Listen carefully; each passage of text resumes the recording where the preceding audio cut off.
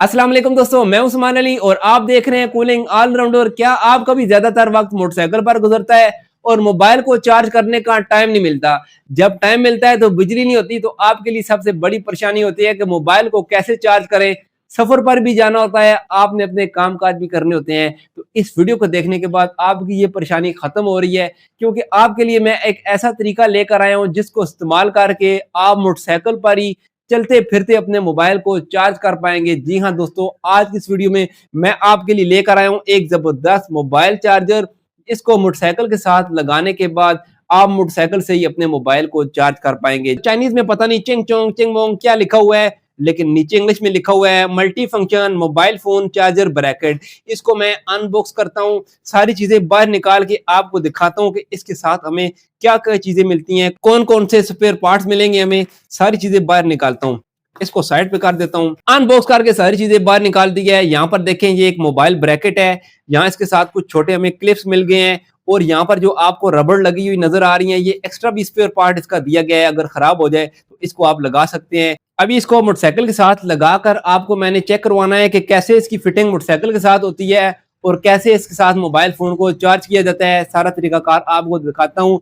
अभी आप मोटरसाइकिल के पास आ गए हैं। इस क्लिप को मोटरसाइकिल के साथ लगाने के लिए हमें 13 नंबर का एक नट बोल्ट और 2 अदद वार्शल दरकार है। अभी इसके बाद हमने क्या करना है, यहाँ पर इस क्लिप को रखना है और उसके बाद एक वार्शर यहाँ पर ऊपर वाली साइड पर रख के इस काबले को हमने यहाँ पर लगा देना है। इस काबले को इधर लगाने के बाद नीचे वाली साइड पे एक हमने वार्शर रख देनी है और नीचे से एक हमने इस तरह का नट लगा देना है। आपको बताता चलूं, अगर आप इसकी फिटिंग यहाँ पर इस जगह पर करेंगे तो आपको किसी भी नट काबले की जरूरत नहीं है।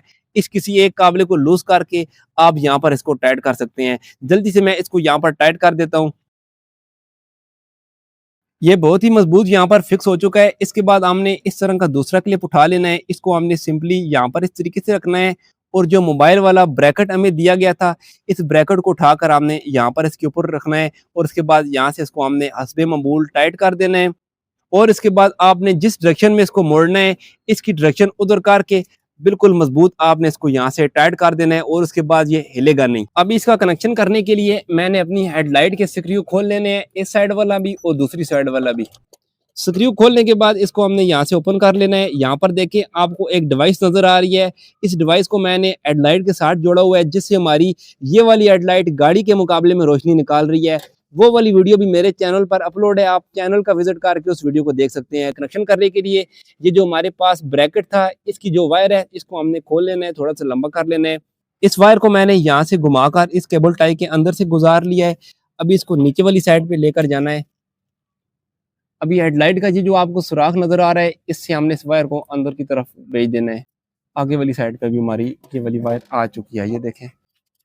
इस वायर के आगे जो थिम्बल लगे हुए आपको नजर आ रहे हैं, इन दोनों थिम्बल को मैंने यहाँ से काट लेना है और वायर को आगे से स्क्रैच कर लेना है। अभी कनेक्शन खोर से देखें कि कहाँ से हमने इसको कनेक्शन देना है। ये जो आपको ब्लैक कलर की वायर नजर आ रही है, इसको आप मोटरसाइकिल की बॉडी के साथ भी अटैच कर सकते हैं और इसके अलावा ये जो आपको ग्रीन कलर की वायर नजर आ रही है, ये भी मोटरसाइकिल के अंदर नेगेटिव होता है, इसके साथ भी अटैच कर सकते हैं। मैं इधर बेस्ट समझता हूँ, इसलिए मैं इधर इसका ज्वाइंट करके कनेक्शन कर देता हूँ। इसके बाद यहाँ पर थोड़ी सी मैं इसके ऊपर सिलोशन टेप लगा देता हूँ। अभी इसके बाद हमने इस पॉजिटिव का कनेक्शन करना है। पॉजिटिव आपने देखना है, यहाँ पर ये जो ग्रिप आपको नजर आ रही है, इसकी जो मोटी केबल आ रही है, यहाँ पर आपने देखना है कि मोटी केबल ये देखें यहाँ पर आ रही है। इस मोटी केबल में एक ही ब्लैक वायर होती है, 125 में 70 में एक ही ब्लैक कलर की वायर होती है। अभी इस रेड वायर को हमने इस ब्लैक वायर के साथ अटैच करना है। ये देखें, इस रेड वायर को मैंने इस ब्लैक वायर के साथ अटैच कर दिया है। ये वाली ब्लैक वायर हमारी स्विच से वापस आ रही है पॉजिटिव। जब हम स्विच ऑन करेंगे तब यहाँ पर करंट जाएगा पॉजिटिव। याद रखें, ये पॉजिटिव वाली वायर है। अभी इसके बाद इसकी हांडी को हम वापस फिट कर देते हैं जैसे हमने खोला था। यहाँ पर देखें, जिधर इसकी डेटा केबल लगती है, यहाँ पर इसके ऊपर एक रबड़ का ढक्कन लगाया गया है इसको वाटरप्रूफ बनाने के लिए। ऊपर लिखा हुआ आपको नजर आ रहा होगा 5 वोल्ट और 2.1 एम्पियर। इसको मैं यहाँ से ओपन कर देता हूँ। इधर हमारी डेटा केबल लगेगी। वीडियो बनाने के लिए मैंने इसका मुंह ऊपर की तरफ रखा हुआ है। वीडियो बनाने के बाद मैं इसको इस तरीके से रोटेट करके इस तरह नीचे की तरफ कर दूंगा। इसके बाद ये देखें, जैसे ही मैं यहाँ से चाबी को ऑन करूंगा, इसके अंदर करंट आने लग पड़ा है। अभी गौर से देखें, यहाँ पर आपको एक छोटा सा बटन नजर आ रहा होगा।